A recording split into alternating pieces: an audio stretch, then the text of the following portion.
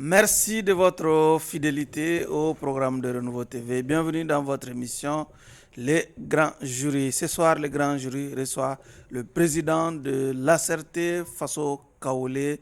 Nous recevons donc pour vous M. Issa Kaoundim. M. Jim, merci d'être, en tout cas, d'avoir répondu à notre invitation. C'est toujours un immense plaisir d'être invité au Grand Jury, qui est l'une des références, pour ne pas dire la référence, pour les hommes politiques de s'exprimer. Donc vraiment, c'est un immense plaisir d'être là et profiter, saluer tous vos téléspectateurs et vos auditeurs pour vraiment ce grand espace de communication et aussi de débat qui permet aux hommes politiques de donner leur part de vérité. Et pour vous interroger, Abdraman Keïta, il est directeur des publications du journal Le Témoin, qui a certainement oublié de porter son bonnet noir. Keïta, merci d'être là. Mon accoutrement d'aujourd'hui ne va pas avec un bonnet. Oui. Donc c'est pour cela que je n'ai pas porté un bonnet, c'est tout. Elhaj Chana Takiou, Chana, merci d'être là. Merci beaucoup, il faut bien répéter ça, Elhaj. Abdraman vous regarde méchamment. Elhaj cherche les secrets de la multiplication de l'âge là. Oui. Que c'est un peu mercantiliste, bon. Que ça a des motivations mercantilistes. Nous, on vient toujours de l'apprendre. On ne savait pas qu'en réalité, aller chaque année à la Mecque peut ouvrir des opportunités d'affaires. Quelqu'un qui est sur la voie de Dieu, tu cherches Dieu. Quand tu cherches Dieu, là, tout est possible. Toi, tu es en retard. Quand tu cherches Dieu, oui, tout est possible. Donc, ici et à l'au-delà. D'accord. Donc, on cherche ici au bas monde et on cherche pour l'au-delà. C'est ça, Rabbana atina fid dunya hasana wa fil akhirati hasana wa qina azaban. Même au niveau de la Kaaba, on répète ça. D'accord. On cherche les bienfaits d'ici bas et les bienfaits de l'au-delà. C'est ça, mon cher Abdraman. La prépondérance, c'est quoi chez toi? La prépondérance, c'est l'au-delà, c'est le paradis. Oui. C'est autre paradis, bien sûr. On va poursuivre l'émission. Et je suis Omar B. Sidibé pour ceux qui nous suivent sur la radio Renouveau FM ou la 98.1 FM. Monsieur Jim, votre observation sur la composition du jury? Au risque de me répéter, je pense que la répétition aussi est pédagogique, d'après la langue de Molière. Est-ce qu'il y a un jury à récuser? Non, vous savez, vous êtes des personnes non seulement expérimentées, mais professionnelles. Et surtout, avec le grand jury, je pense que sans fausse modestie, le monde médiatique reconnaît, au Mali au-delà, que c'est vraiment un espace sérieux, un espace aussi qui pose des questions de fond, sans état d'âme, avec le plus grand respect, la plus grande courtoisie. Donc je suis très heureux d'être en face de ce grand jury. D'accord. Chana, vous avez une attente particulière ce soir? Bon, pas d'attente particulière. Parce que Kaoundim, il est toujours intéressant.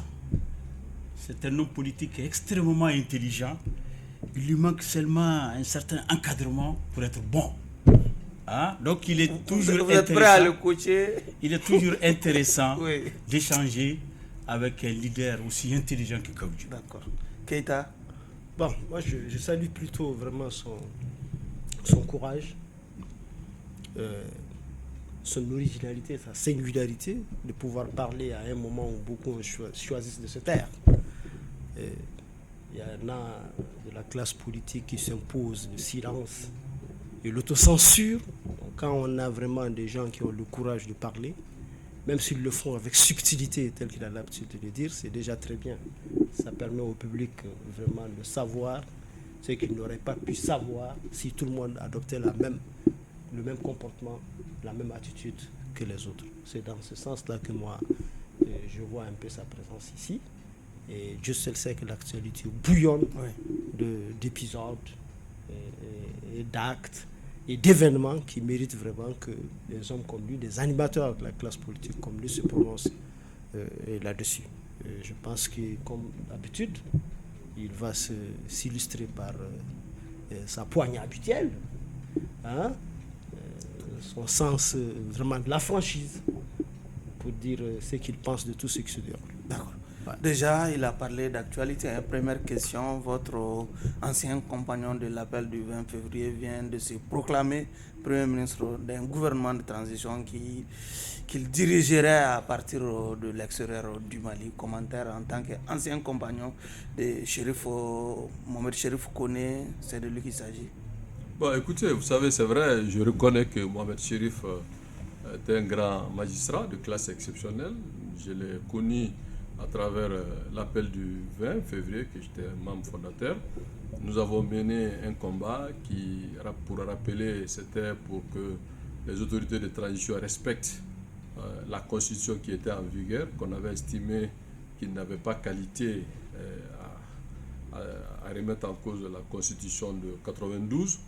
Et deuxième point sur lequel on avait trouvé que c'était aussi légitime et démocratique que d'aller aux élections. Donc je pense que le temps nous a donné raison sur ces deux points, parce que la constitution votée, promulguée, n'a jamais été appliquée par les autorités de fait. La deuxième chose, c'est qu'ils refusent d'aller aux élections. Ils se cachent derrière comme ce qu'ils appellent eux-mêmes, entre guillemets, dialogue intermalien, qui en réalité c'était un monologue. Donc sur cette question, nous avons travaillé ensemble dans la légalité et aussi dans la forme républicaine la plus transparente. Et donc c'est ce que je retiens de Chérif Kone. Mais ce qui concerne leurs activités hors pays, je ne me suis pas associé et je ne partage pas, parce que je suis républicain et légaliste. Chana. Oui, vous êtes républicain légaliste. Et dans le cadre de la légalité et de la République, est-ce que les autorités actuelles ont le droit ou bien ils ont des arguments valables pour t'empêcher de voyager?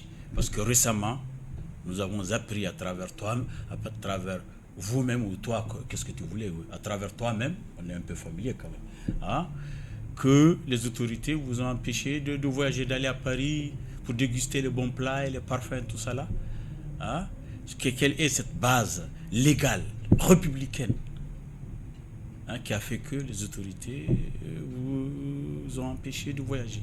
Vous savez, je fais la part des choses. Il s'agit de ma personne. C'est vrai que je suis, comme vous l'avez dit, je compte, c'est pas être prétentieux, mais c'est le Mali au-dessus de ces considérations. Ce qui est important aujourd'hui, c'est de parler du Mali et les problèmes des Maliens.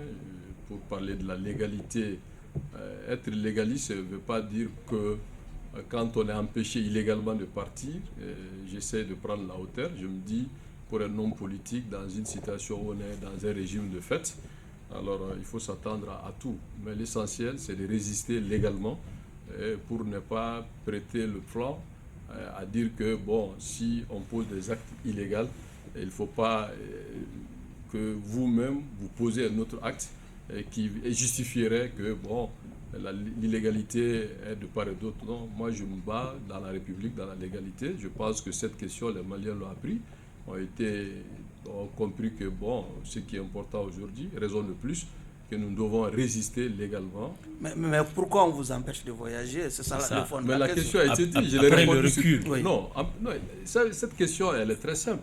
Vous savez, moi,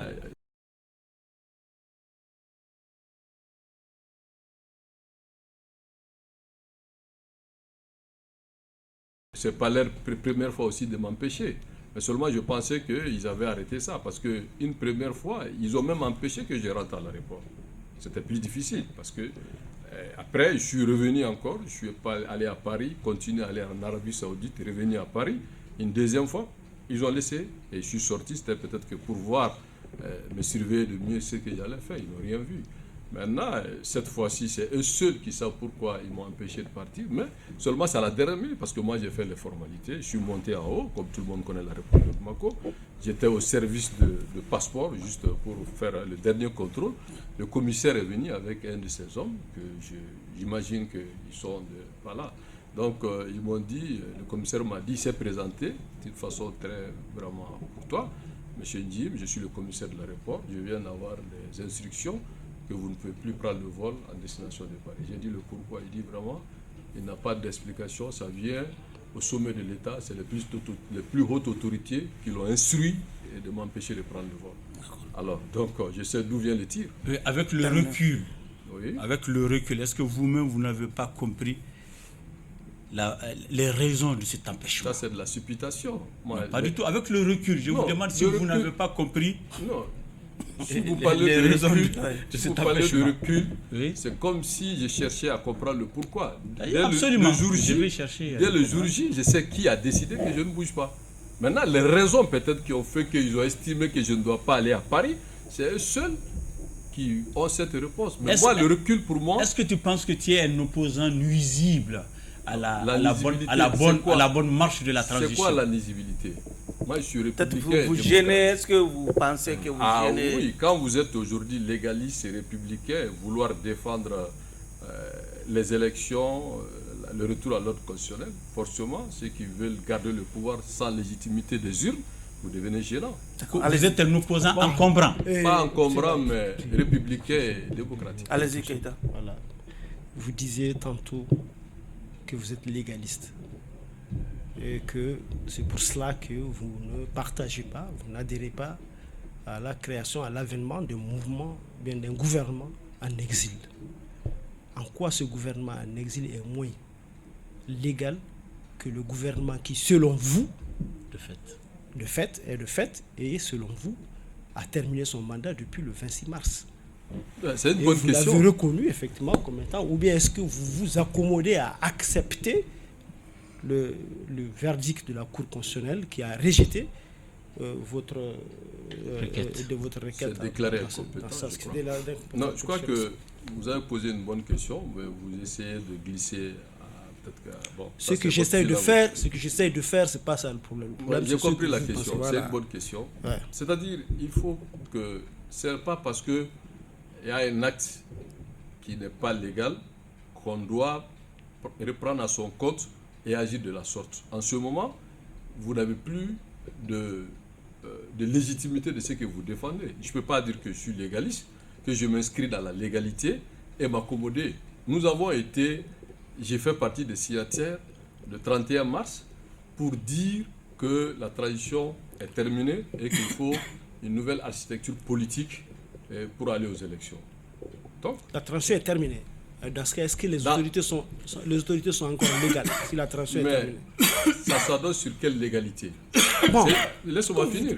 Quand vous dites que vous êtes légaliste, c'est pour cela que vous n'adhérez pas. C'est nous qui sommes légalistes, mais si vous me laissez parler, ça permettrait aux auditeurs de comprendre. Allez-y. Quand vous vous agitez. Allez-y. C'est-à-dire, la transition, pour un premier temps, c'était pour 18 mois. Moi, j'étais membre du CNT.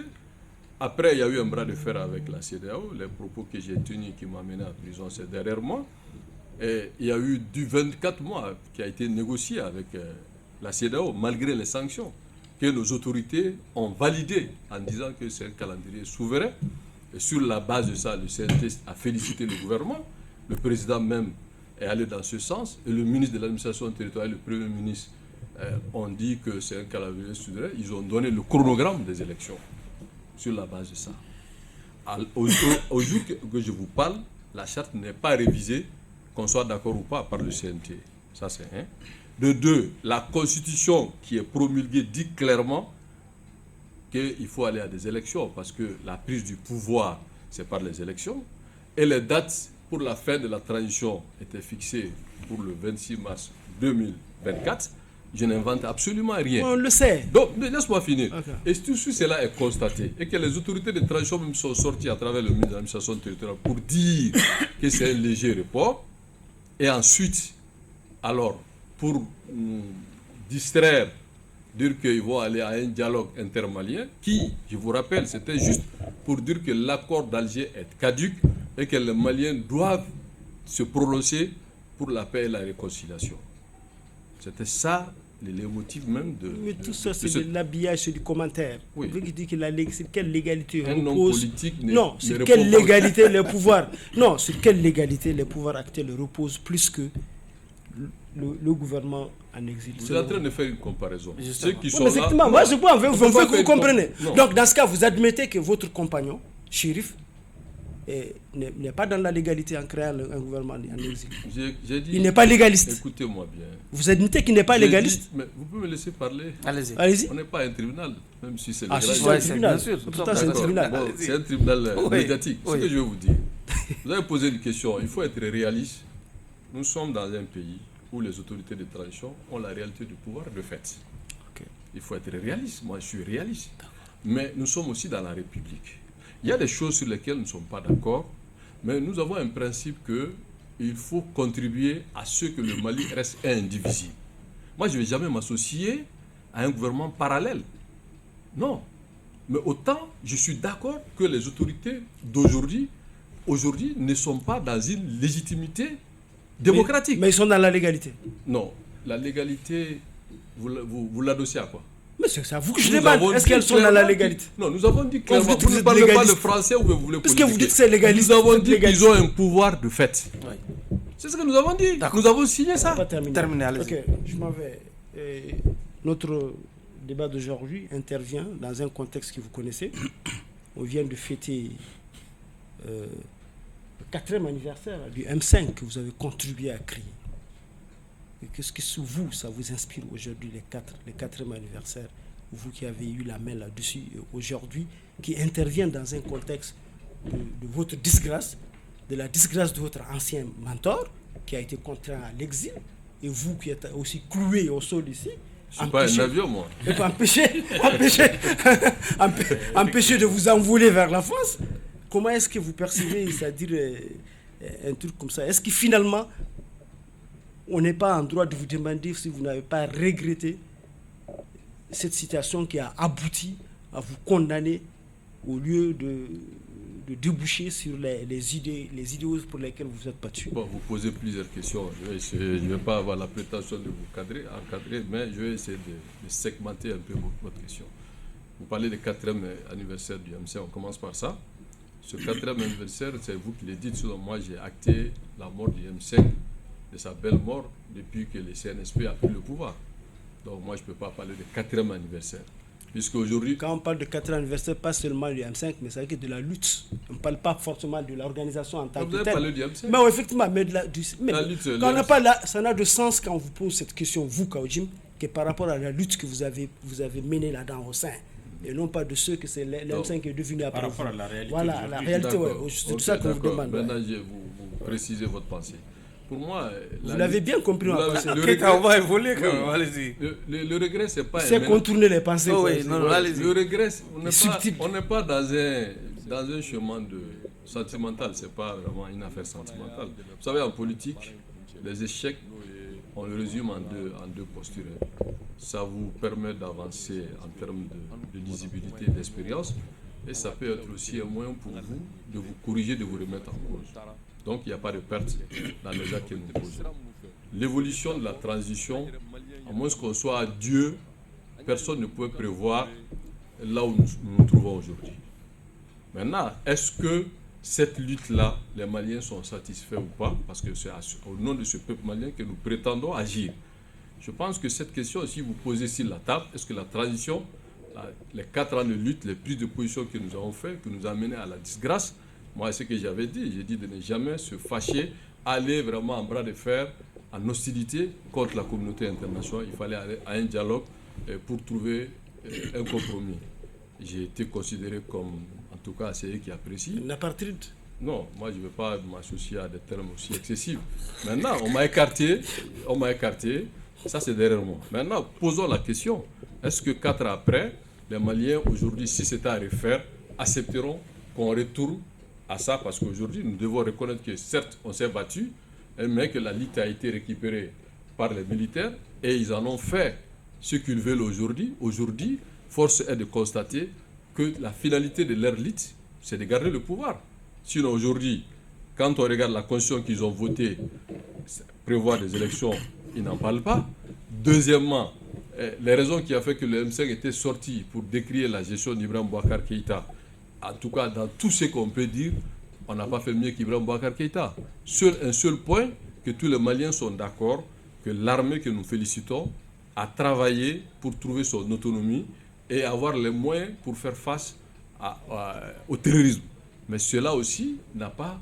Jusque-là, si on n'avance pas, est-ce qu'on peut trouver des gains politiques? Parce qu'aujourd'hui, qu'on le veut ou pas, moi j'ai toujours dit la question militaire, il faut être très réservé. Mais aujourd'hui, la crise ne fait que s'étendre. Parce que de la région de Caille jusqu'à Sikasso, on parle de terrorisme, alors que quand Ibeka était aux affaires, c'était entre le nord et le centre. Donc aujourd'hui, les autorités de transition, est-ce qu'aujourd'hui peuvent dire que cette confiscation du pouvoir est acceptée par les Maliens comme étant vraiment le passage utile pour que le Mali se retrouve mieux? Je pense que si Donc on vous admettez qu'il y a des motifs de regret? Je ne parle pas de regret, je parle plutôt des épreuves. Parce que regret, c'est sentimental. Nous avons posé des actes politiques. Là où nous avons été nous-mêmes, comme disait Gbagbo, roulés dans la farine, je considère ça comme une épreuve qui nous permet de nous remettre en cause, mais qui nous a donné une certaine maturité. Donc le plus important, est-ce que les Maliens sont satisfaits de 4 années de gestion militaire? Je pense que cette question-là, on n'a pas besoin d'être un devin pour dire que le premier constat qu'on peut faire, c'est qu'on est dans l'obscurité absolue. D'accord. Certains observateurs vous considèrent comme, en tout cas, l'un des dictateurs les plus redoutables du Premier ministre Choguel Kokala Maïga. Récemment, on a vu magnifier un peu les qualités de l'homme, comment comprendre un peu ce décalage, si je peux me permettre. Vous savez, les gens sont dans de l'émotion ou bien dans des questions de personnes. Moi, je n'ai pas de problème de personne avec Choguel, même pas avec aussi mes amis du CNSP. Je suis un buveur de lait, donc je pense que mon esprit est libre et qu'il faut faire des critiques constructives, mais il faut dénoncer d'une façon intelligente et responsable. Ce que j'ai dit, les gens ont peut-être pris la partie de vidéo qui les intéresse parce que c'est les amis du PM. Moi, ce que j'ai dit qu'il a des qualités indéniables. Et ces qualités font qu'aujourd'hui, contrairement à ce que les gens disent, si on est allé à une transition sans fin, c'est quand même l'œuvre de Choguel que les militaires l'ont accepté parce que ça les arrangeait de rester au pouvoir. Je vais rappeler que c'est Choguel qui a dit que la France nous a abandonnés en plein vol pour commencer les hostilités. C'est Choguel qui, au Conseil des ministres, a suggéré de faire sortir le peuple contre la CEDEAO pour qualifier de sanctions illégales, illégitimes, inhumaines. Et donc déjà, ça a permis de créer une sorte de nationalisme que je ne vais pas en dire plus. Donc, c'est comme si cela suffisait pour trouver le mal, et que c'est la communauté internationale via la France. Et après, c'est ce même Choguel qui a dit qu'il faut aller aux assises de refondation pour justifier le report des élections, dire qu'il faut un calendrier souverain.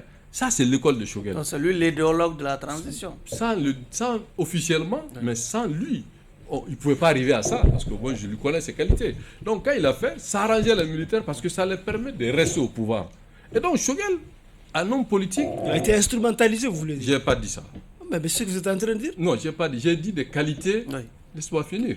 L'œuvre de Choguel. Maintenant, si Choguel a fait tout ça, et lui-même Choguel est venu dire que l'ère du nationalisme, de tout ce que vous voulez, est révolue, il faut aller à l'économie, aller aux élections, le peuple va prendre des cailloux. Le troisième D. Troisième D. Et après, il s'est rétracté quand il a vu que les amis du pouvoir sont sortis pour essayer de l'attaquer. Donc, il s'est reculé. Mais ce que Choguel a posé comme acte, qui fait que les militaires n'arrivent pas à se débarrasser de Choguel, quand ils essayent tout simplement d'envoyer des petits vidéomans contre lui, c'est que Choguel, même étant malade, les militaires n'ont pas pu le mettre là. Orgé, parce qu'il était malade, il pouvait dire que pour des raisons de santé, de changer, ils n'ont pas pu le faire. Et Choguel étant sur pied, alors il ne peut pas le faire partir. Parce que le problème, c'est que c'est quoi?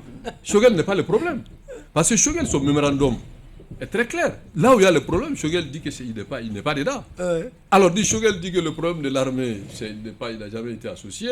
Le problème de l'énergie n'a jamais été associé. Alors que quand Choguel disait que tout ce que lui faisait, moi j'ai dit à son temps, quand je défendais Assimi, j'ai dit de ne pas dire ça à un premier ministre, c'est un fusible. Un premier ministre ne dit jamais que ce que lui fait, c'est le président qui l'a dit. Parce que s'il y a un problème, les gens vont voir directement le président. Mais comme les militaires sont des militaires, ils ont des qualités, en tout cas, de comment faire la guerre, mais la politique, quand même, c'est Choguel, quand même, qui a été 10 ans opposé à Alpha Mor Konaré. Donc, vraiment, Choguel ne peut pas aller à l'école politique des militaires. Donc, c'est ce que j'ai dit. Donc, c'est les militaires qui sont à son école. Sur cette question-là, c'est évident. Allez-y, Chana. Oui, Kaoudim, vous avez parlé d'économie. C'est vrai, je disais. Je n'ai pas fini, à moins que vous me laissez pas finir. Terminer. Voilà, j'ai dit, c'était là les qualités.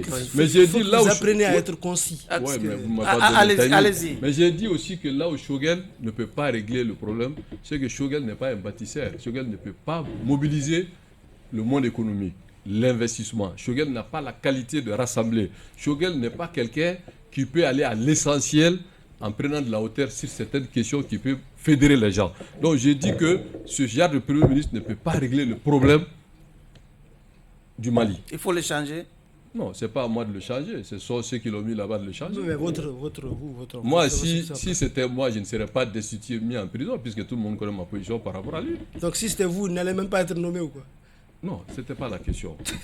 Être nommé pouvait se justifier. Mais il fallait le mettre dans un orbite.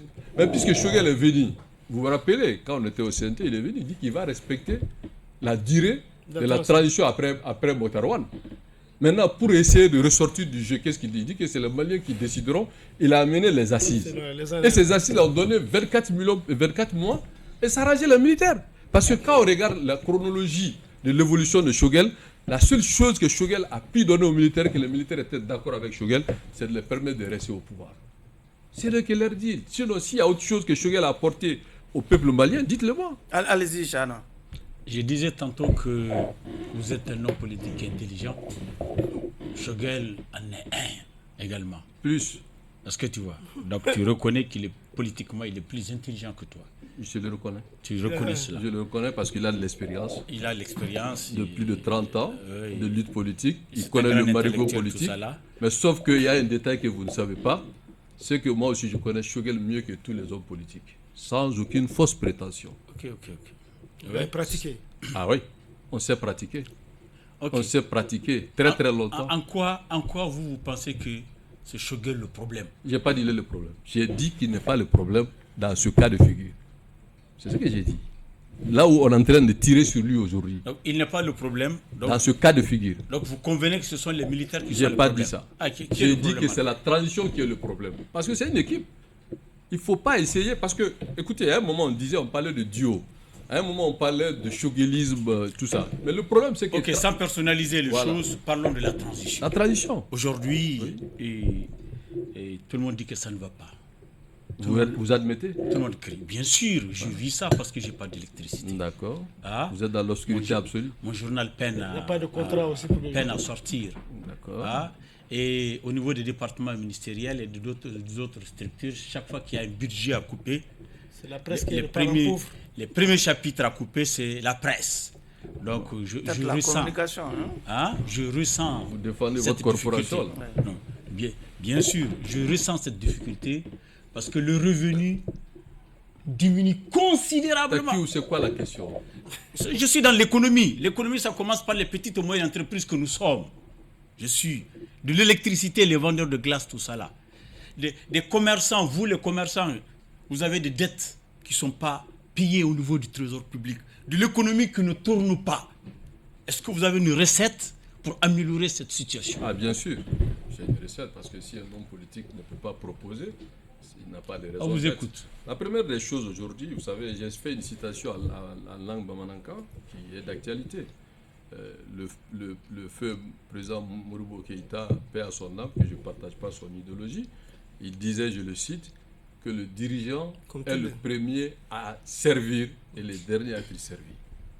Alors, si aujourd'hui on parle de nationalisme, de panafricanisme, de Modibo Keïta, père fondateur, comme un modèle, mais ça en porte à faux avec ce qui se passe aujourd'hui. Donc aujourd'hui, ce qu'il faut faire aujourd'hui, il faut réduire le terrain de vie de l'État. Au moins de 50%. Et ce pactole-là peut, en partie, atténuer la souffrance, ne serait-ce que permettre aux Maliens d'avoir du fioul pour avoir de l'électricité. Commencez par le CNT. Mais pas seulement le CNT, je parle de toutes les institutions. Mais toi tu dois un ordre de recette au Trésor. Écoutez, il ne faut pas personnaliser. Allons à l'essentiel. Alors, j'ai entre parenthèses. Voilà, donc il faut réduire le budget des institutions. La présidence, la primature, le CNT et autres institutions, et voir aussi partout de faire des contrôles physiques pour voir tout ce qu'on peut récupérer et d'urgence d'affecter à la crise énergétique pour qu'on puisse avoir du fuel, mettre dans les barrages, et comment on appelle ça, dans les centrales thermiques, en attendant que les panneaux voltaïques qui ne peuvent pas résoudre le problème, mais qui peut peut-être diminuer un peu en partie. Donc on ne peut pas rester dans une posture de dire qu'on a fait des pauses, alors que l'électricité n'est pas un luxe. L'électricité ne peut pas attendre. L'électricité, c'est comme un malade, si vous ne soyez pas, il va mourir. Parce que tout le monde est lié à l'électricité. Donc pour moi, ça c'est... Moussa Mara a toujours préconisé de reprendre la négociation avec la Côte d'Ivoire pour aller dans le cadre de l'interconnexion, que cela pourrait vraiment soulager beaucoup. Est-ce que vous êtes de cet avis-là? Je sais que vous êtes un fan de la Côte d'Ivoire d'Alassane Ouattara aussi. Je ne suis pas un fan, je suis quelqu'un de réaliste. Alassane Ouattara, c'est un grand bosseur. Quoi que l'on dise, il est pragmatique. Il travaille pour l'essor de son peuple. Et tout le monde a vu que la croissance, l'investissement en Côte d'Ivoire, c'est une réalité. Moi, ma question n'est pas là-bas. Ma question, c'est que aujourd'hui, si les autorités, pour des raisons politiques, estiment qu'ils ne vont pas aller à l'interconnexion, qu'on le veut ou pas, le Mali aussi a investi à travers la Banque mondiale pour qu'il y ait l'interconnexion. Donc, c'est notre argent. C'est du gâchis. La politique, ce n'est pas du sentiment, ce n'est pas de l'ego, ce n'est pas dire que j'ai dit ça, je ne fais pas ça. C'est le réalisme. Nous, avec la Côte d'Ivoire, non seulement on est pays frères, pays voisins, culturellement nous partageons beaucoup de choses. Là, on n'est pas d'accord, ça c'est une autre chose. Mais là où ça peut permettre au Mali de sortir du marasme économique, le principe de discuter, je ne vois pas de problème. Maintenant, s'ils refusent la Côte d'Ivoire, c'est eux qui décident. Mais il faut qu'ils nous donnent de l'électricité. Vous ne nous donnez pas de l'électricité, vous refusez d'aller en Côte d'Ivoire. Les barrages qui sont de Manantali et de Séléngué, on ne fait pas l'état de lieu pour voir ce qui peut être fait dans l'urgence et on se contente seulement de faire des effets d'annonce de pose de panneaux. Alors que les panneaux voltaïques, là, la haute voltage s'appelle les panneaux voltaïques. Pourtant, ça ne les empêche pas de prendre l'électricité avec le Ghana et la Côte d'Ivoire. Les panneaux voltaïques, ça peut apporter un peu, mais ce n'est pas une solution. Donc, du coup, l'urgence aujourd'hui, c'est vraiment d'explorer toutes les éventualités. Ce n'est pas une solution, alors que pour nous, dans la perspective, c'est une solution. Non. Donc vous n'approuvez pas cette solution. Non, je n'ai pas dit que je l'apporte. Ça peut apporter quelque chose, mais ça ne peut pas régler le problème. Et même ils disent que même si tout est effectif, ça prend 40%. Ça, c'est leur estimation. Alors que nous savons que non. Je ne suis pas un spécialiste, mais si on se réfère à un grand spécialiste comme Semaga Diané, qui était, comment il s'appelle Diané Semaga, qui était un grand spécialiste, qui a été ministre de l'énergie. Mais lui, il a tout dit, l'interconnexion et puis les trucs renouvelables. Mais là, la question, c'est que les panneaux voltaïques, pendant l'hivernage, sa capacité n'est pas dense. Et la nuit aussi, c'est pareil. Et quand il y a des grandes périodes de poussière aussi, c'est problématique. Donc, ce n'est pas comme les thermiques. À combustible, parce que eux peuvent s'adapter à toute saison. Et nous avons investi dans les barrages, nous avons investi dans l'interconnexion. Donc moi je me dis aujourd'hui, ce qui intéresse les Maliens, ce n'est pas la question idéologique de la démarche, mais le pragmatisme, comment donner de l'électricité aux Maliens. Allez-y, Keïta. Ok. Vous avez évoqué ici le dialogue, vous avez même parlé de monologue. Vous parlez du dialogue intermalien qui vient de s'achever. Vous avez même parlé de monologue pour... je ne vais pas tourner en dérision, certainement, ce dialogue-là auquel vous avez refusé de participer. Sauf que le dialogue a accouché quand même de certaines décisions qui rappellent Kaoujim. Il a augmenté de 5 ans, de 2 à 5 ans la transition, et puis la candidature de Assimi Goïta, qui a été actée pratiquement comme recommandation. Ça nous rappelle vous, parce que vous, je me rappelle quand vous étiez membre du CNT, aviez dit que la charte n'était pas le Coran, ni la Bible, ni la Bible, qu'on pouvait la changer dans ce sens. Vous aviez également dit que la candidature aujourd'hui, c'est différent d'hier. Quelles sont les raisons objectives qui ne sont pas vous si vous voulez les mésaventures que vous avez eues avec le pouvoir, les raisons objectives pour ne pas accorder une confiance à une candidature de Assimi Goïta. Vous savez, vous dites des choses différentes. Moi, je n'ai jamais dit par principe que je suis contre la candidature éventuelle d'Assimi Goïta. Mais aujourd'hui, effectivement, mais je dis... Laissez-moi répondre. Okay. Vous, votre problème, vous donc n'avez pas la patience. Donc vous êtes pour? Non, c'est pas comme ça que ça marche. Okay, allez-y. Vous voulez poser une question, ça ne vous a pas empêché de faire des périphéries. Donc laisse-moi répondre. Ok, allez-y. Par principe, c'était pas ça. C'est-à-dire, vous essayez de voir l'évolution de la transition. Quand il y a 18 mois après qu'on a mené 24 mois que les Maliens avaient estimé, malgré les péripéties avec la CEDEAO, dans la grande majorité, les Maliens étaient d'accord que les 2 ans étaient suffisants, étaient acceptables pour des raisons qui avaient été évoquées. Après 2 ans, il n'y a aucun motif qui justifie une prolongation sans fin.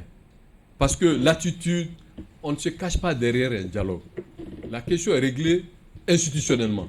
Soit c'est la constitution en vigueur qui tranche, soit c'est la charte révisée, ou alors Assimi avait tout simplement la latitude de demander l'avis de la Cour constitutionnelle. C'est tout. Maintenant, aller à ce dialogue, c'est un moyen, c'était de jouer au choguelisme sans Choguel.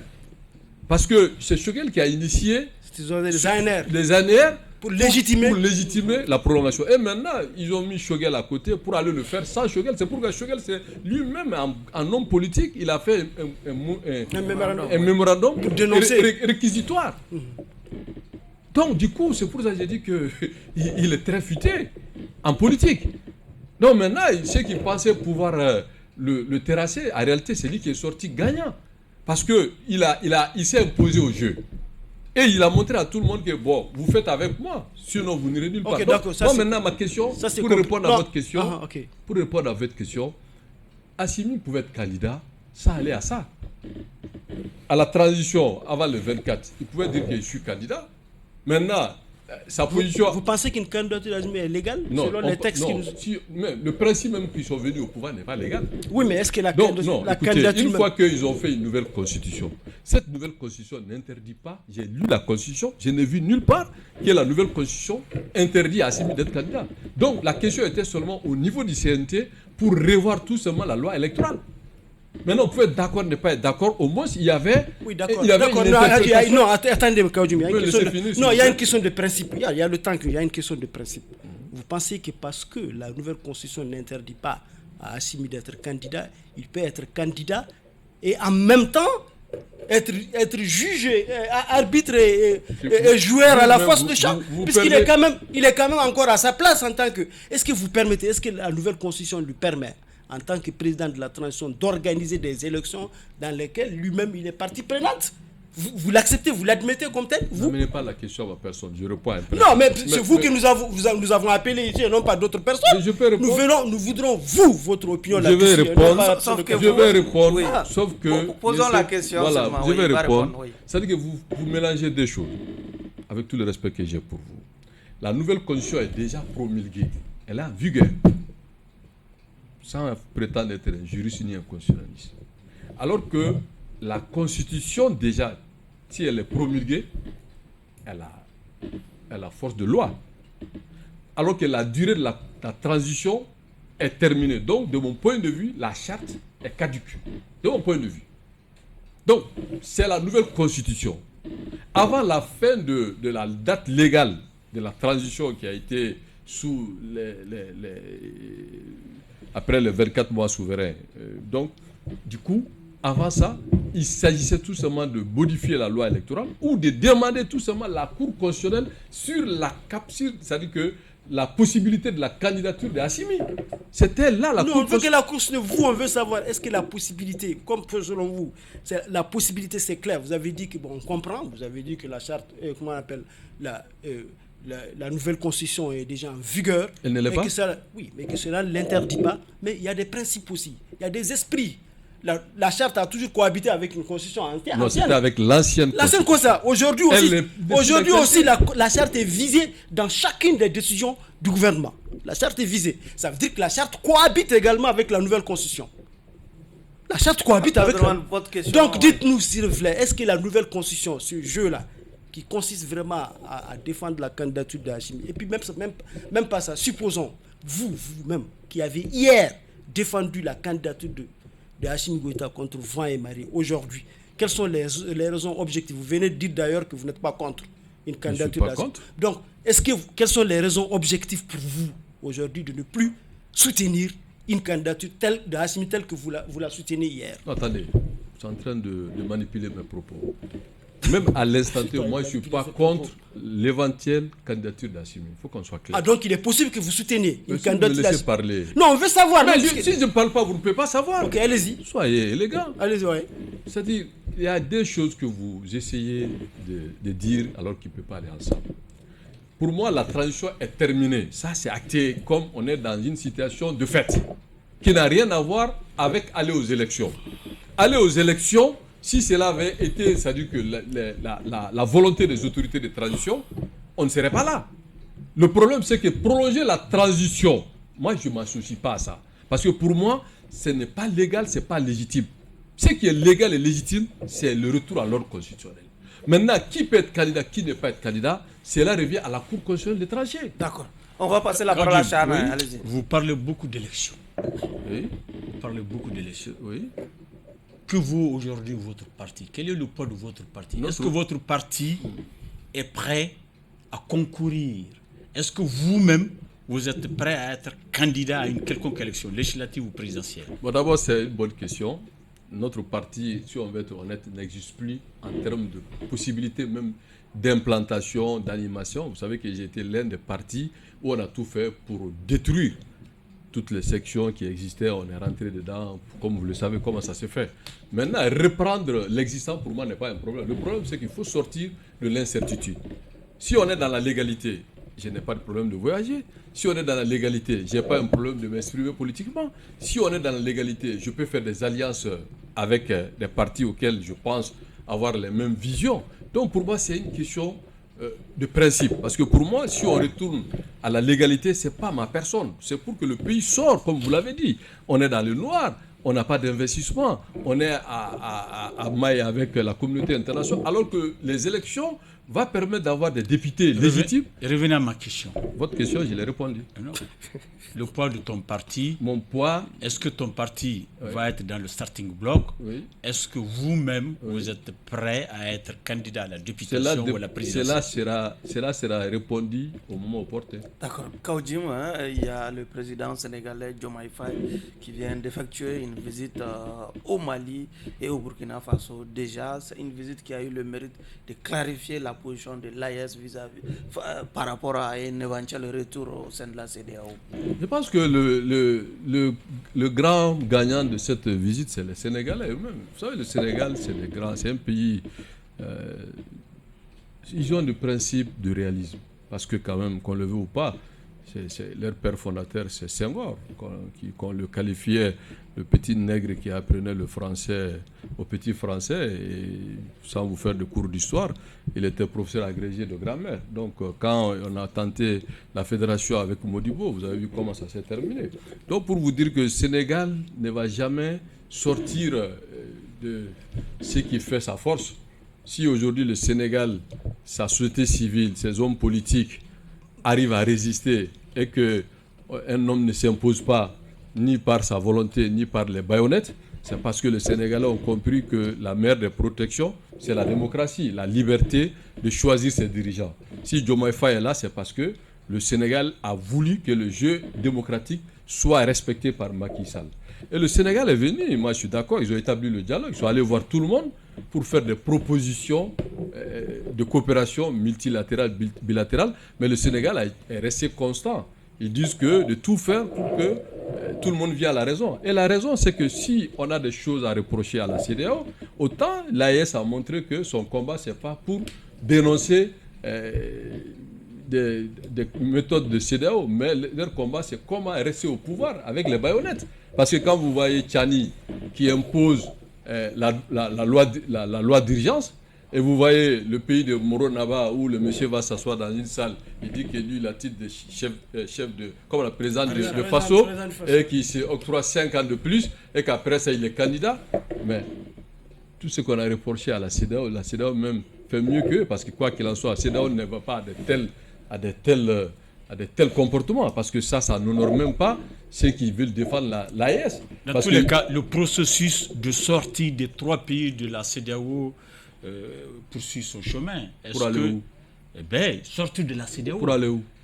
Pour aller... Mais ça a quand même été confirmé par mais le pour aller hein. où? Parce que moi, je ne vois rien. Non, tu ne vois rien. À part le nom de l'Alliance. Non, vous ne voyez rien. Vous voyez quelque chose? Oui, le ministre des Affaires étrangères des 3 pays se sont réunis l'autre jour par rapport au document. Parce que toi, tu as une confédération. On veut aller à une confédération, par exemple. La confédération est en train de se dessiner. Oui. Donc, si la confédération se dessine, j'espère que toi, tu vas nous quitter pour aller à Paris. Vous savez que moi, je voulais aller à Paris. C'est vous ne voulez pas que je comme parte. vous avez dit que le Mali ne quittera jamais la CEDEAO. Mais ils ne vont pas quitter. Si le Mali quittait la CEDEAO, vous allez abandonner Mais jusqu'à le quand pays. je partais, c'était avec la... Vous allez abandonner le pays. C'est avec le passeport. C'est-à-dire que CEDEAO c'est en train de se concrétiser. Est-ce que si cette confédération se concrétisait, vous allez abandonner le pays? Le préalable même d'une confédération, même pas parler de fédération. De confédération. J'ai dit, répondez à ma question. Je vais répondre à votre question. Est-ce que vous pensez que si on veut aller à une confédération, quelqu'un va s'asseoir et dire que j'ai 5 ans de pouvoir et j'ai titre de président de Faso, au même moment l'autre qui est là-bas garde le pouvoir avec une loi martiale, et qu'ici on ne peut même pas nous exprimer au risque d'avoir sur notre dos cybercriminalité. Donc pour moi là... Vous parlez d'autorité de fait. À supposer que les 3 Non, si c'est une confédération, ça va avoir une base juridique. C'est le peuple qui va voter. Est-ce que vous avez une confédération qui n'est pas votée par le peuple? Il faut un référendum pour légitimer.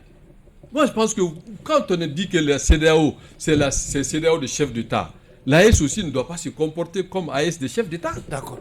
Allez-y, Keïta. Ouais, Soyez quand même cohérent. Moi, je pense que demain, la CEDEAO doit se rencontrer à un sommet. 7-7, oui, on l'a dit. Demain, Le 7-7e mois, c'est ça? Non, le 7 juillet. Le 7 juillet. Le 7 juillet. C'est 7 juillet. Oui. Voilà, c'est dans un mois. Oui. Ah, le 7 juillet. Voilà. Le 7 juillet, ils doivent se rencontrer sur cette question, entre autres. Selon vous, quelle doit être leur attitude, leur Parce que posture, par rapport à cette avancée-là, à cette attitude de l'AES, quel doit être, selon vous, le comportement de Je pense que la CEDEAO a fait amende honorable. Ils se sont rendus compte qu'ils ont commis des erreurs, voire des fautes. Et c'est ça aussi la grandeur, l'intelligence et la maturité politique. Ils ont toujours cherché à maintenir le dialogue. Ce n'est pas que ça nuit individuellement leur pays, mais ils ont compris que si l'Afrique se morcelle davantage, c'est l'Afrique qui perd. Ceux qui disent qu'on n'est pas d'accord avec la CEDEAO, mais ils ne peuvent pas faire mieux que la CEDEAO. Donc du coup, il faut à un moment donné aller à réalisme politique. Là où ils ne sont pas d'accord avec la CEDEAO, voilà les raisons qui ont fait que nous avons boudé la CEDEAO. Nous voulons qu'on tienne compte de ça. Mais quelle doit être l'attitude, selon vous, de la CEDEAO? Est-ce que la CEDEAO... Non seulement prendre acte. De quoi? De la position rigide de ces deux... Ou bien de la position de ces gens-là ils ne sont plus membres de la CEDEAO. Non, ils le sont. Ou bien ils sont que la CEDEAO fasse, comme vous l'avez dit, une certaine amende, je ne sais pas si c'est amende honorable ou quelle autre forme d'amende qu'ils doivent faire. Je vais vous renoncer à temps. Renoncer, lecture des textes. Écoutez, renoncer une bonne fois pour toutes aux textes, comme vous l'avez dit, de faire une lecture des textes qui ont créé la situation. Donc il faut abandonner. Non, pas abandonner. Abandonner le protocole sur la démocratie et la bonne gouvernance qui a amené cette... Non, écoutez, moi je pense que la politique c'est le réalisme. Et la diplomatie c'est toujours maintenir le dialogue. Ce que vous reprochez à la CEDEAO dit le dialogue. Oui, d'accord, on veut le dialogue. Voilà notre condition pour réintégrer. Ça c'est déjà une base de discussion. Mais on n'en veut plus. Qu'est-ce qu'ils veulent? C'est ça la question. Parce que ce que nous avons... La question est très claire. Est-ce que selon vous, les concessions de la CEDEAO doivent aller jusqu'au renoncement au protocole, par exemple, qui a été à l'origine du divorce? Ouais, le protocole pour la bonne gouvernance et C'est-à-dire que tout ça, c'est en train de faire de la démocratie.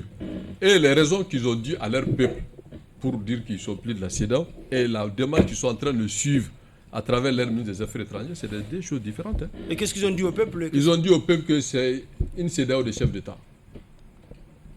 Et que ça n'obéit pas à la volonté... Et il y a une ingérence dans leurs affaires. Laisse-moi finir. Mais ce qu'ils ont dit et même tout le monde sait que Poutine est derrière leur affaire. Tout le monde le sait. L'AES, là, c'est Poutine qui est derrière. Tout le monde le sait.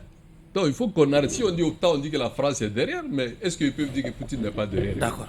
Donc moi je pense qu'à un moment donné, il ne faut pas qu'on sorte de l'influence de X, aller chez Y. Pour moi, le plus important aujourd'hui, il faut être réaliste. On a vu Paul Kagame, comparaison n'est pas raison. Quand il y a eu les génocides qu'il a dit que la France était derrière, il s'est fâché avec la France, mais pourtant il traitait avec les Anglais, les Américains. Il n'a pas renoncé au monde des affaires, au monde des capitaux. Pour nous, le Mali est un pays pivot. Le Mali ne peut pas et ne sera jamais sous le coupole d'un pays puissance qu'il soit-il. Mais le Mali doit être au centre. C'est-à-dire que sa politique qui était tout le temps une politique d'ouverture.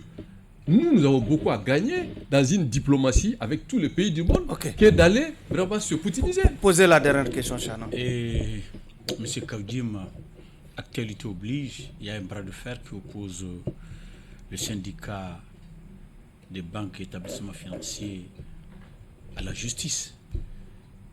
M. Ba, le secrétaire général de ce syndicat, a été mis sous mandat de dépôt suite à des questions syndicales. Et au moment où je viens sur le plateau, j'apprends que Ba est libéré, à recouper. J'apprends que Ba est libéré. À recouper, ça veut dire à confirmer, à vérifier, à confirmer. Oui, c'est un terme technique pour le grand public, c'est ça, donc à recouper. Et qu'est-ce que vous pensez de cette situation? Parce qu'aujourd'hui, la grande majorité des banques n'ont pas ouvert, PMU Mali n'a pas travaillé, beaucoup d'autres structures financières n'ont pas travaillé aujourd'hui. Nous, la population, nous avons été pénalisés. Commentaire. D'abord que c'est un dossier judiciarisé, donc je me méfie de commenter. Mais ce que je sais par principe, je pense que si chacun joue son rôle, ça va permettre à notre pays de sortir de la situation que nous avons compris qu'il faut éviter. Parce qu'aujourd'hui, qu'est-ce qu'on voit? Personne n'est à l'abri d'un mandat de dépôt. Personne. Même moi, tout le monde, personne. Alors finalement, je pose la question. Non, j'ai dit personne. Vous avez dit il y a des termes techniques, moi aussi il y a des termes subtils. Sauf que pour le cas précis de Ba, c'est quand même suite à une plainte. Non, moi je ne vais pas aller à personne. Mais c'est une affaire syndicale quand je même. dirais tout simplement personne n'est à l'abri des mandats de dépôt. Alors qu'on nous a dit que le mandat de dépôt est une exception. La liberté est la règle. Est la règle. Donc on a vu que pour un oui ou non, mandat de dépôt. Un oui ou non, mandat de dépôt. Donc finalement, le recul démocratique, la liberté d'opinion, la liberté syndicale, la liberté d'association, la liberté politique, et tout est entre parenthèses. Les partis politiques sont suspendus illégalement, les associations à caractère politique sont suspendues, alors que les associations politiques proches du pouvoir font des activités. Certains vont même à usurper le titre des associations ou bien des organisations à leur profit au vu aussi de tout le monde. Mais quant à ça, il est bon qu'on revient à l'ordre constitutionnel. Donc moi je pense aujourd'hui, le problème que nous vivons aujourd'hui, c'est un problème de légitimité des urnes. D'accord. Allez-y pour la dernière question. Moi, la dernière question concerne plutôt une question certainement que vous avez eu à gérer en tant que chargé de communication du Haut Conseil islamique. Aujourd'hui, les musulmans sont à couteau tiré avec une secte qu'on appelle les Kamites. Et je pense à même donner lieu à une fatwa. Est-ce que vous pensez que les autorités ou même le Haut Conseil est en train de gérer le problème avec les attitudes et les leviers appropriés? Bon, je vais pas, j'ai été, comme vous l'avez dit, ancien membre du bureau exécutif du Haut Conseil. J'ai été aussi dans le milieu islamique pendant des années. Je suis très mal à l'aise pour commenter, mais en tant qu'homme politique, je donne mon point de vue. Allez-y. Je pense aujourd'hui, ceux qui doivent veiller sur la paix sociale, c'est les autorités, les pouvoirs. Le fait religieux est très sensible. Nous sommes dans un pays où tout le monde est croyant et majoritairement musulman. La conviction des gens, leur croyance doit être respectée. Vous avez vu, même si il nous arrive par malchance de tenir des propos, on dira que c'est atteinte au crédit de l'État. Alors que pour un musulman, le plus important, c'est son créateur. Et c'est le livre saint. Et c'est son prophète. Ceux qui ne sont pas musulmans peuvent ne pas être d'accord avec ça, mais doivent respecter. Comme les musulmans aussi ont toujours vécu en parfaite harmonie avec leurs co-religionnaires. Maintenant, vous avez dit secte. Secte n'est pas une religion. Donc comment peut-on permettre à des sectes de menacer des religions? Moi, je pense que si on veut la paix sociale, la paix, il faut que qui a permis à des sectes de menacer des religions? Non, vous savez, c'est un premier temps, il y a eu des gens qui avaient tenu des propos, il y a eu un procès, ils ont été juste semblant de les condamner, et puis 2 ou 3 mois, ils sont sortis. Et puis ils sortent encore sur des médias qui sont connus de tout le monde, je ne vais pas les citer. Beaucoup de gens pensent que la question serait peut-être gérée autrement, avec beaucoup plus de rigueur, si votre ancien mentor était à la tête. Non, je ne veux pas spéculer sur ça. Je veux du principe. Est-ce que vous pensez que c'est ça, en réalité, que lui, il aurait eu vraiment les leviers appropriés? Moi, je ne veux pas que vous politisez la question. Non, ce n'est pas une question de politique, c'est ça. Ce ne suis pas. Vous politisez. C'est un constat. Ouais. C'est un constat. Et ça s'est dit, oui. Ça se dit un peu partout. Vous pensez qu'en réalité, si c'était vraiment Mahmoud Dicko qui était aux affaires ou bien qui était aux commandes, qui était même peut-être dans le pays, que cette question serait mieux gérée? Moi, je pense vous qui avez eu à collaborer avec... que ce qui est important, que ce soit Mahmoud Dicko, que ce soit l'actuel président, que ce soit d'autres, parlons du principe. Donc vous êtes le gendre par ailleurs? Non, moi je ne veux pas personnaliser cette démarche. Parlons du principe. Le principe, c'est qu'aujourd'hui, ne laissons pas des sectes menacer nos religions. D'accord. Parce que nous sommes un pays, certes, laïque pour l'État, mais le Mali est un pays religieux. Vous avez une majorité de musulmans, mais aussi des chrétiens, qu'ils soient catholiques ou protestants. Et ça a permis aux Maliens, malgré les difficultés, de rester vraiment dans cette... Et qu'est-ce que vous pensez de la fatwa? Non, moi je ne commande pas, je dis seulement pour moi ceux qui doivent assumer leur part de responsabilité pour que les sectes ne menacent pas les religions, c'est le pouvoir public. D'accord. Nous sommes malheureusement au terme des débats pour le compte de cette audience. Chana est sous une toux un peu compliquée, n'est-ce pas? On peut faire les réquisitoires. Effectivement. Nous sommes dans les secrets de la délibération. Issaka Oudjim, on va écouter les réquisitoires des jurés. Keïta. Moi, je pense que Kaoudjim était vraiment à 50% déjà acquitté par ce tribunal pour avoir accepté, contrairement à d'autres, de venir vraiment s'exprimer. Vous savez, Monsieur le Président, que nous avons un grand problème pour avoir aujourd'hui des gens qui s'expriment, qui ont le courage de dire leurs idées, de les partager avec le public aujourd'hui. Et Kaoudjim fait une exception et cela doit être retenu en sa faveur. Et il fait une exception et il le fait certainement avec un peu beaucoup plus de subtilité que d'habitude, puisqu'il prend de l'ampleur, il prend de l'étoffe tant qu'homme politique. Il sait dévier comment rentrer dans les dédales et sortir. Et c'est ce qu'il a prouvé aujourd'hui. C'est pourquoi d'ailleurs nous avons tout fait pour pouvoir obtenir de lui qu'il dise réellement si il accepte une candidature à Assimi Goïta ou bien il serait prêt à soutenir comme il l'avait annoncé par le passé. Nous n'avons pas pu avoir une réponse juste et claire par rapport à ça. Mais cela, je le mets au compte de son expérience politique. Il a gagné en expérience politique et il ne veut pas insulter l'histoire. Donc on peut ne pas exclure de voir Kaoudjim un jour être du côté d'une candidature d'Assimi Goïta. Donc il tient compte du futur. Pour le reste, je pense que vraiment il a été au rendez-vous par rapport à nos attentes. Il s'est exprimé sur toutes les questions avec beaucoup de poigne, avec le même tranchant qu'on lui connaît. Monsieur le Président, il n'y a pas de raison de le retenir dans les liens de la culpabilité. Chara. Merci beaucoup, Président. Au début de l'émission, je disais que c'est un homme politique intelligent. Je le réaffirme, c'est un homme politique intelligent qui a besoin d'encadrement et de discipline. Il serait un très bon politique. Il est intelligent et il sait parler, comment parler pour éviter la justice qui constitue une de ses grandes peurs. Il a peur de la justice parce qu'il a goûté la prison. Il ne voudrait pas y retourner.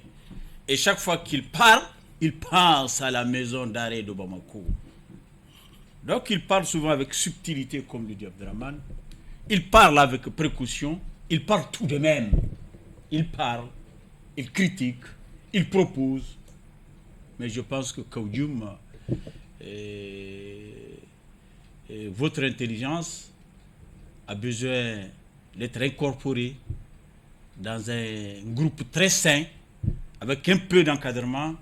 Je pense que vous pourrez être vraiment un très bon homme politique. Monsieur le Président, libérez Kaoudim afin de lui donner une chance pour être un jour un vrai leader politique pour ce pays. Au bénéfice de ces deux réquisitoires largement favorables à un acquittement de l'accusé, il me plaît en tout cas de me soumettre à ces propositions pour libérer purement et simplement M. Issa Kaoudim des liens de l'accusation, comme en tout cas on a décidé le jury. M. Jim, vous êtes acquitté un dernier mot. Je ne prends pas ça comme je prends ça comme je mesure que quand on dit que vous pouvez avancer, vous pouvez vous améliorer, je pense qu'on doit prendre ça avec beaucoup de sagesse, mais beaucoup aussi D'humilité. Pas seulement d'humilité, mais surtout de volonté de ne pas décevoir. Je pense que des hommes aussi expérimentés comme vous, des professionnels et aussi des hommes avertis, avisés, je pense que je dois redoubler d'efforts, de travail pour être à la hauteur du rendez-vous. Je remercie les grands jurys qui est un baromètre pour tous les hommes politiques. Être là, avoir la possibilité d'être interrogé, répondre au mieux du possible malgré le contexte que nous connaissons tous. Je pense que cela a été dit aussi à des termes très professionnels que je m'inscris à reconnaître qu'aujourd'hui il n'est pas facile de faire face à ses devoirs ou en tout cas d'exprimer ses pensées au risque sans fausse au risque de ne pas se retrouver, comme il a dit, devant les juges. Cette fois, c'est le vrai. Hein? Non, c'est très clair, hein, devant les juges, vrai, pour dire qu'atteinte au crédit de l'État. Et surtout, mon cas, je suis surveillé et je le sais nuit et jour. Je sais aussi qu'on veut savoir qu'est-ce que je mijote. Moi, je ne mijote rien, ça je profite pour le dire. Mais je pense que ce qui est important, ça je pense que c'est ce qu'il faut retenir. Tous les Maliens, on peut ne pas avoir les mêmes façons de voir les choses, mais je pense qu'il n'y a pas de mauvais Maliens. Tout le monde aime le Mali. Il suffit seulement qu'il y ait une volonté de rassembler autour de l'essentiel. Comme disait Amadou Toumani Touré, paix à son âme, ce qui nous unit est plus important que ce qui nous divise. Ce qui nous unit. Est plus important que ce qui peut nous diviser. Donc je suis à votre école de m'améliorer. Ainsi prend fin ce numéro de votre émission Grand Jury.